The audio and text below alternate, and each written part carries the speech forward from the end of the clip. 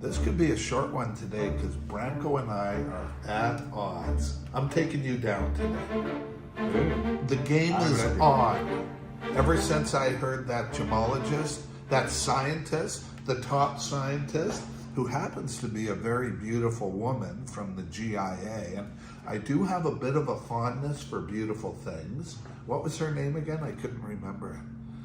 I hope I pronounced correctly. Ulrika Johansson. Ulrika Johansson. Yeah. It's kind of hot the way you say it. With that. I'm European also. Yeah, Serbian, aren't you? Anyway, here we are. We're back. I believe this is episode 126. As I look around to the beautiful, marvelous Marin and Katrina Bianca. That's quite a mouthful there, Katrina Bianca. Good name, though. And here I am with one of the leading scientists in the diamond industry. No Ulrika at the GIA, but Branko Deljanin, who I've known for many, many years. And Branko's back today. And today on the podcast, episode 126, is, imagine 126 episodes. Crazy, crazy. But there's been lots to talk about over the last couple of years as we've progressed with the podcast. And certainly one of the things is this cops and robbers game that's being played with mined diamonds versus laboratory created diamonds, and the ongoing, I guess, discussion is what the friendly term I will use about it to identify the differences. And, you know, I guess it's why eyewitness testimony is no longer considered good evidence, is because people see things differently. Branko's on here, and certainly on some points, on most points, I think we completely agree, but on some we may differ. And so I've warned him today on the show that if he differs from me, I'm going after him. So Marin's got me in a bad mood today. How could you get anybody in a bad mood? That's Marin behind the camera. We're going live right after this, so this could turn into an all-out scrap. Yeah. I can agree with you, Colin, that in the last few years it's more challenging to identify laboratory grown or synthetic diamonds. But you see, this is why doing this conference. This is my last one in May in Italy and Slovenia. My talk was on historical review of laboratory grown diamonds and their detection. You can see here, hopefully you can zoom in later and give some photos. It was very easy 20-25 years ago when I started to see first laboratory grown diamonds in New York and certify first of them and grade them. I was the first one to make this steering the industry, but then become more So hang on, what do you mean by stirring the industry? I can remember because those at that time days, nobody was grading them in 2000. Only I did first in EGL USA New York when I was working there. Oh, you're kidding. 2005, IGI and GI started 5 years after. I should have a lot more respect for you, I think, than I actually Actually, did. I'm not sure if it's a good thing I did it, because at that time there were low quality or medium quality and very few were VVS or VS. It was important to separate, do you agree, fancy intense yellow VS 100%, or I1 fancy deep yellow or dark yellow. At that time was important. No colorless at that time. So I can remember having my office in Antwerp, Belgium. And Antwerp in those days, for 450 years, this is around 25 years ago, the GIA would send representatives in to check the millie. I mean, this is around the same time, where they would take a scoop and they would take it back to the GIA. And I guess in the learning curve, they were trying to figure out how much was made in a laboratory and how much was made in a from a mine, earth-grown or lab-grown. So basically, between 2000 and 2005, a lot of metal-grown diamonds are made, mostly China. I was in South Korea, in Seoul, testing some factory. Third largest producer of industrial diamonds. First one is Element 6 or General Electric. We don't know who is first or second. Third one is LG. There were buckets of small 5-point crystals, so yellow diamonds. And I make a picture in JCK magazine, me checking them. They end up in jewelry somewhere, Colin, I know.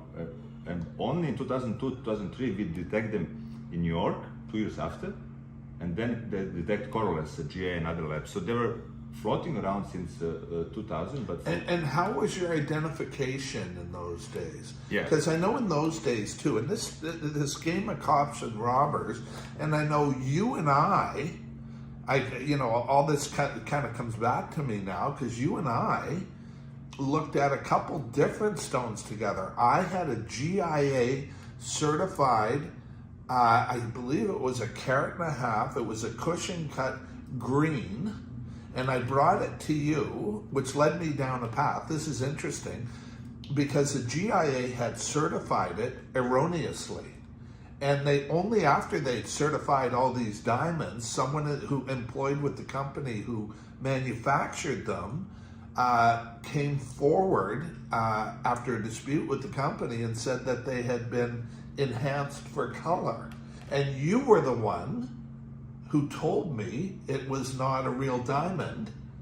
And by real, I mean, if it's treated, it's not real. If it's enhanced in any way, shape, or form, to me, it's not real.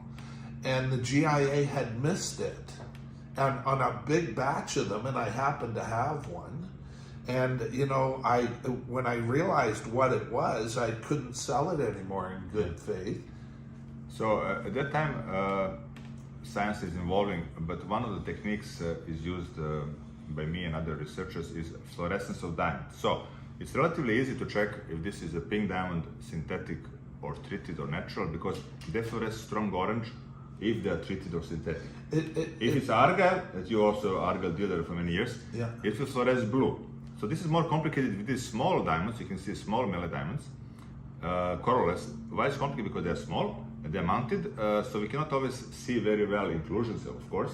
Right. Then we use fluorescence. Last time the podcast we were talking about small boxes, remember? Now this is a J Mini, what is basically built-in UV, deep UV fluorescence, short UV, that will check all these rings at the same time in 45 seconds and tell you based on fluorescence if this is natural for sure, HPHT synthetic for sure, and will screen CVD. Yes, CVD needs more testing. Let's Yes. So I know we'll do this more in detail later, but basically this is how it looks. So this hopefully you looks can see. this diamond does not look natural to me. Yeah, this is The pink. this And is- I'll tell you why, and I battled with this for a long time, is the fact that you and I, with the amount of diamonds we look at, with color for a long time, I assume this stone's been around for a while, because due to the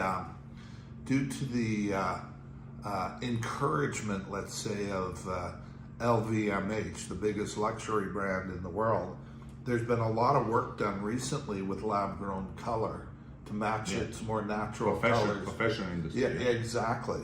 And for the luxury fashion industry, which I think people have to bear in mind that these lab-grown diamonds, there's a big part of the world who are interested in the fact that they are, and I know this resonates with Marin, is that they are environmentally, ethically, there's no child labor involved, these sorts of things that we're still seeing today with their mined counterparts. And so there's that luxury marketplace that has to date said, no, I'm not doing diamonds. And now with lab growing, they're starting to do diamonds. And LVMH, who owns companies like Tiffany, who are some of the biggest luxury brands globally, it may be the biggest actually, and they're doing the work to introduce them. And so when I look at this, I mean, I've looked at a lot of pink diamonds, my gut would tell me that it's not Too good to be true. Two nice colors, yeah. Intense. It's not, it seems a little off. I wouldn't call it too good to be true. Certainly as sitting at the Argyle Pink Diamond Mine in Perth, I saw some crazy pinks, but it's just a little bit off to me, to be really candid.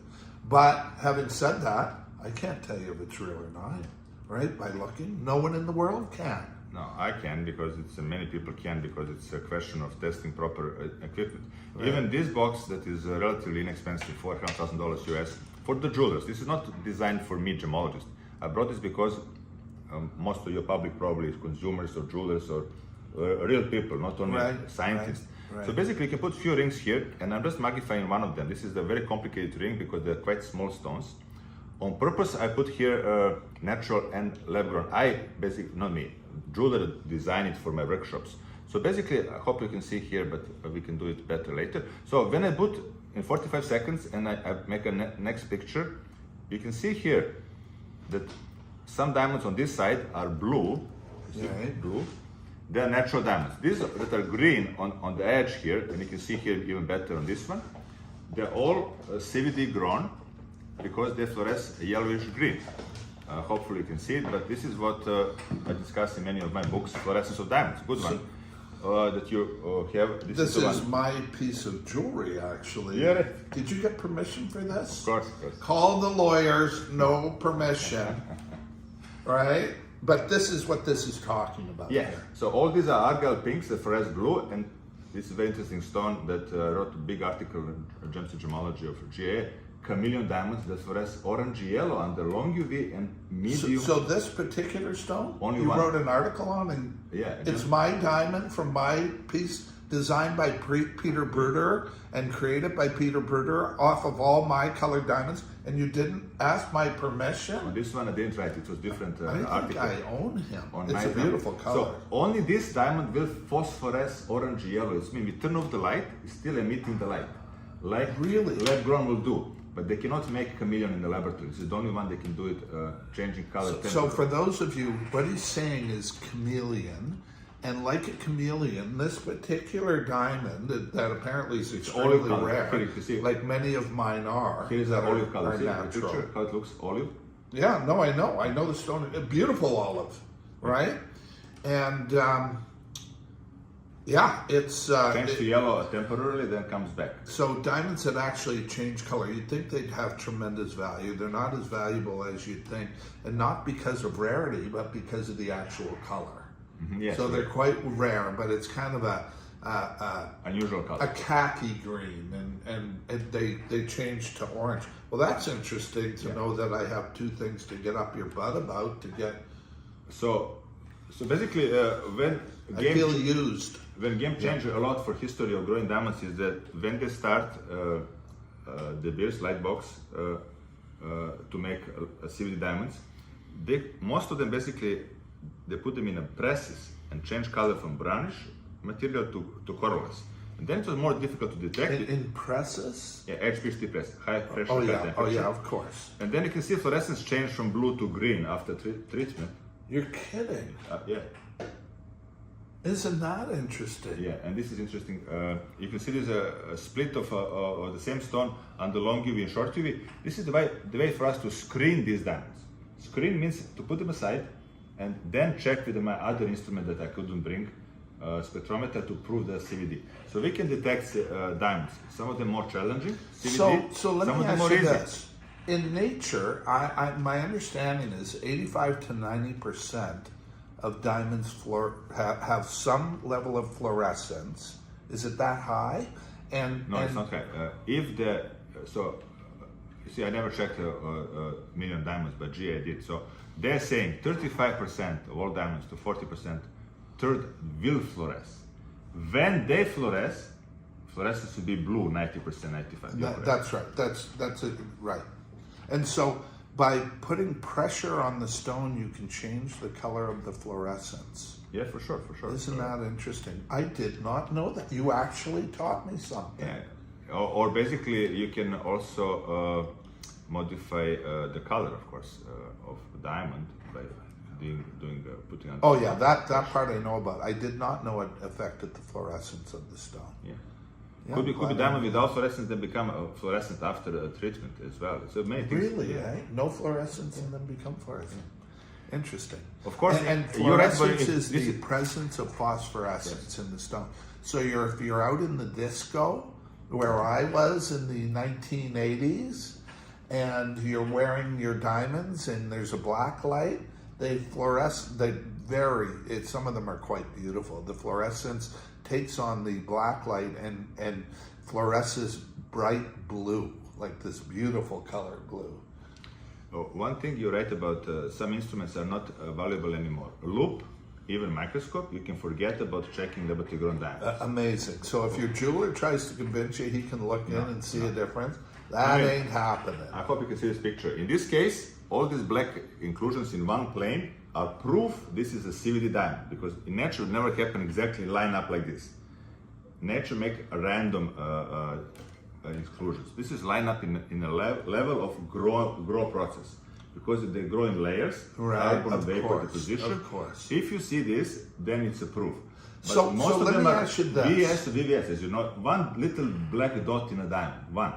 You cannot separate if it's the black dot coming from the carbon of the amorphous gas.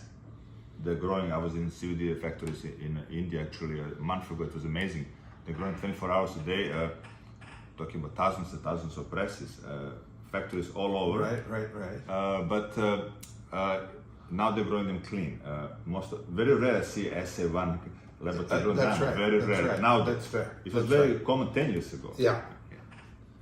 And where was lab grown diamonds 10 years ago? They were nowhere. And now all of a sudden, out of the blue, now they've decimated the industry. It's quite stunning, really, what's happened. Because overproduction and improve in quality.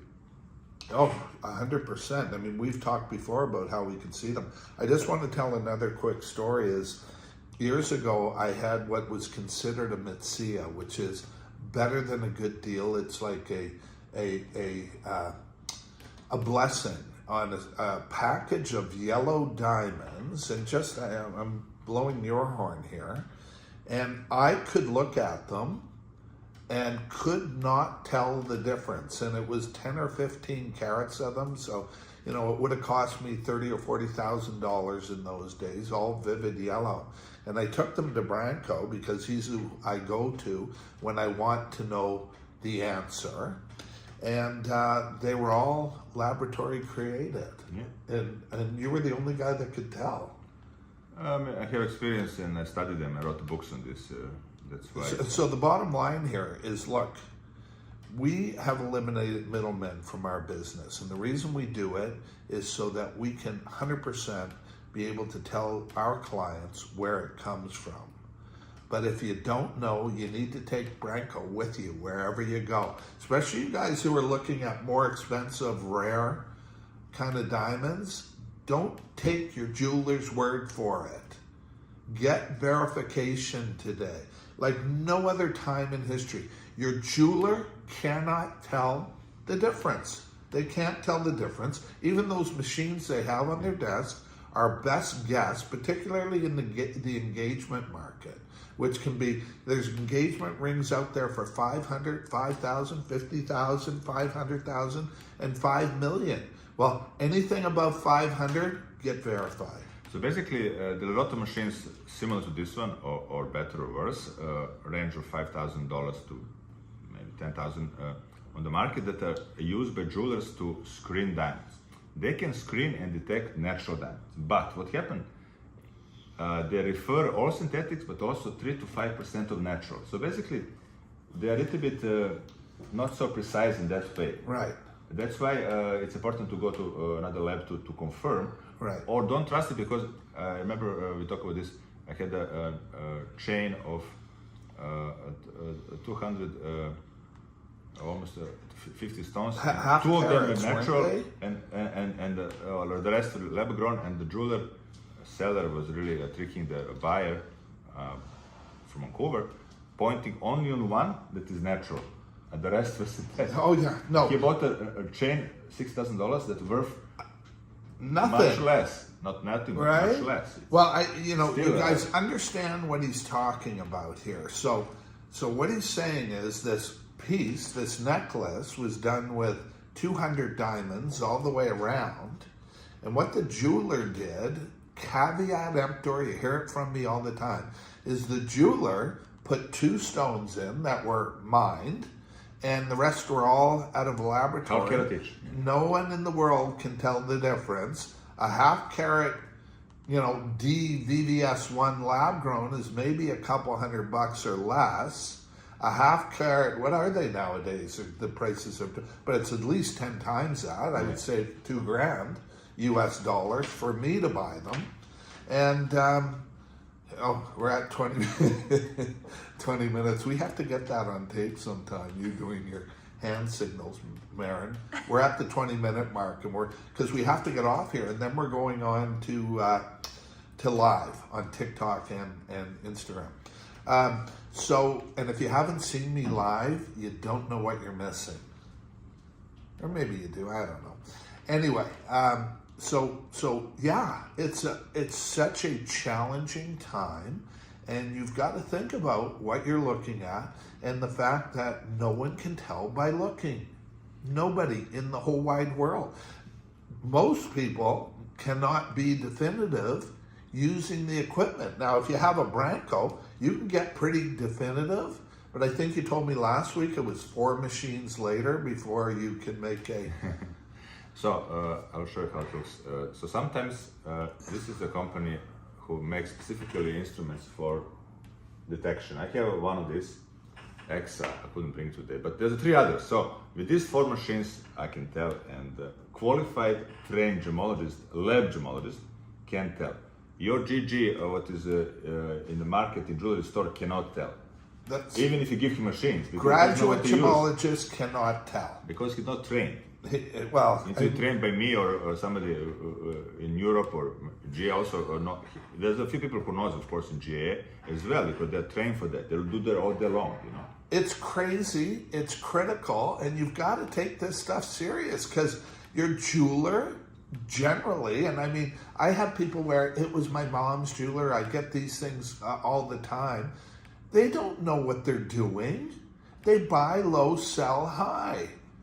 And they don't know the answer. So because it's a graduate gemologist, understand what Branko's saying here, they still don't know. He has to be with experience, he has to be trained. That's why many of them come to my workshops. Or she, because I'm coming back to the beautiful Ulrika. So I had no calling, if you know, but American gemologists came last week, one from California, one from Atlanta, to get 3 days of training with me, 2 on diamonds, 1 on ruby sapphire emeralds, right. How to detect treatments and synthetics. I'm now creating a school here to become gemologist called a light teaching center from GMA in London, the oldest school. Shipley, who founded GA in 30s, went to London to learn to get FGA designation, from and then the opened FGA, right? And then opened the GA, because this is the oldest school. I'm teaching now the oldest school, so it's possible to train people. Even this, for example, looks very complicated, but half of them are synthetic. Using UV box that is $300, you can screen this and tell it's synthetic. I teach this because they will phosphoresce, half of them. They're synthetic, half of them will not. They're natural. So this is a little shortcuts. I'm teaching trade and whoever wants. But that learn. Just what you're talking about there just warrants next testing, and I appreciate what you're saying. But I want to come back to this interview that I saw the other day, because I want to deal with a term that is bantied around a lot in the industry. And I'm doing this so you guys understand.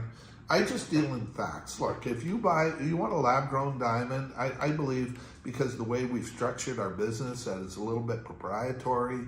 We have by far, for our clients, the lowest overheads in the industry.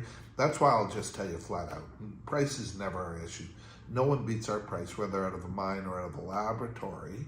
But it's this term called synthetic. And so there was a podcast with the Rappaport Diamond Report, RAP. I have no issue, RAPAPORT, diamonds, and you can go on and see this yourself. And it was so interesting, and I'll tell you why. They had this head scientist, a woman, Ulrika Johansson, who got on, and the interviewer clearly had not done his homework, because Rappaport refers to anything, diamonds that aren't mined, as synthetic. And the powerful U.S. Trade Commission had already made a determination that because they were diamonds, whether out of a mine or out of a lab, they were synthetic. And Branko, I want to talk about this, because what Ulrika said, brilliant woman, by the way, what Ulrika said was that the term synthetic is misleading. So this is her words, not mine. You're going to see it come back. We're going to publish that article, and we're going to, getting all excited here. We're going to publish that article, and we're going to publish her exact quote, because if your jeweler says synthetic, according to the Gemological Institute of America, the leading laboratories in the world, the leading educational facility in the world with campuses all over the world, you're being misled. And I felt this the whole time, and she confirmed it. She said, she stopped the guy, and I thought, if you're doing a podcast, at least have some idea of what she's going to say. This guy didn't know what to say. She said, well, scientifically, they're both diamonds, period. So there's no synthetic term. And she even quoted, this is just how right I am, and I'm not meaning to toot my own horn, but this is the facts, which we like to deal in here. Interesting, if you look at GA report, next time maybe you can show one, is that, of course, they're using with the laboratory grown, but in description, they're using interesting term. This man-made diamond described below, man-made. Listen, so man-made and laboratory grown, GA. I agree. That's not misleading. Man-made. You think it's good to say man-made? But I think it's good to say man-made. I mean, they're laboratory grown. I mean, I have friends when I made the decision, and my decision was based on environmental and ethical decisions to begin to broker these, 4 years ago when my son who plays pro hockey, his someone in that business wanted one, and I'll never forget that she said the reason she wanted it was because she didn't want Mother Nature being RAPED for her, for her finger, for her. And this was you can say it out loud at home. I'm not going to say it out loud here. Because it's the reality of it. Yeah. And so when you hear the word synthetic, and I've said this, and of course I fall on deaf ears sometimes, but not anymore. If they say synthetic, they're misleading you, according to the GI. When I first saw in 1999 in Utah how they make synthetic diamond, and in 2000 in Russia, there is no synthetic. It's a big achievement of the man to grow diamond. That's why it's okay to call man-made, but I was impressed. But when I went to India and saw factories, now we can say it's really big production, maybe factory made or factory grown, because laboratory sounds, yes, one of them looks like a laboratory, beautiful, nice and clean and nice building. Yeah. The other one looked like a factory outskirts. What you'd expect in India. Yeah. So it really looked like a factory. No offense to any Indians, but they know what I'm talking about. But of course, it could be a nice modern laboratory. It could be also very simple place to grow diamonds. My friend, we've got to cut it off. Do you want any last words? Go to you. I just want to invite everybody to go on brankodeljanin.com for any education online. Some of them is free, some of them is cost some money, but not big money. Can we make sure, Katrina, we put up how to contact Branko? And the conference like this that was in Europe, I realized a lot of GGs and Americans needed education, and Canadians, and organizing next one in Montana, June 13 to 15. Calling you very welcome. It's not so far from Vancouver. Do I get a free? You can have a free gala dinner and bring your friends from. So no again, right? Nothing free. If you want a workshop, I need to charge you because not only me, it's the top people doing 3 workshops there. Well, aren't I one of the top people? In the world. Right. And I mean in the world. Okay. Just because I don't agree with you all the time, don't diminish. I can demonstrate to you how it's possible to detect laboratory grown diamonds. I can demonstrate. If you don't trust me, you need to come and see. Listen, I trust you as far as the science allows. Yeah, okay. And then it stops. Although you guys are still out there trying to convince people synthetic is the word. Never use it on my show again, or I'm calling Ulrika. Okay. Anyway, you guys, look, thanks for coming out. Plenty, always a pleasure. Okay. Stick around and come on the live with me. Very good. I'll slice you and dice you on that.